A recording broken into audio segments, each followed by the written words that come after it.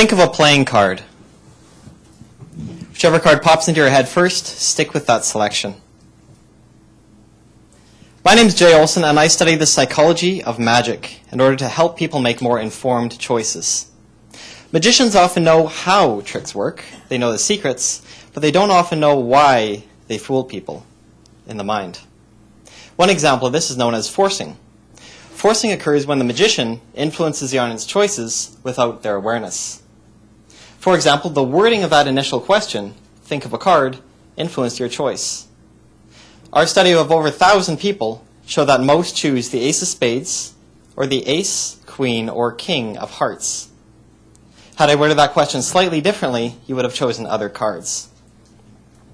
Since then, we've done a couple main studies on forcing.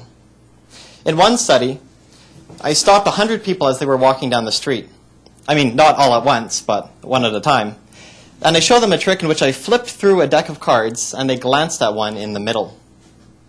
I used a method called salience forcing, in which one card I made a little bit more salient, a little bit more attention-grabbing than the rest. I hoped that people would choose this card without knowing why they chose it.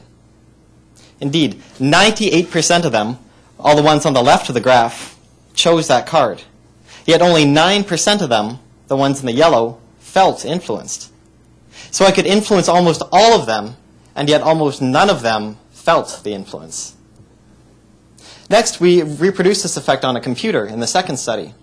We showed a bunch of cards flipping by very quickly. One card was shown slightly longer than the rest of them. And often people would choose this card without knowing why they chose it. Salience forcing is only one method that magicians use when they're influencing audiences.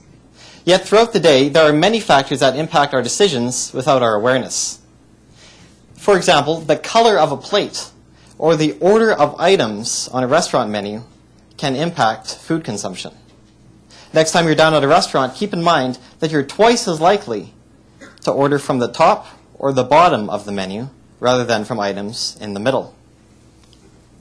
By studying forcing, by studying the factors that magicians use to impact your choices without your awareness, we can find what factors impact our decisions throughout the day.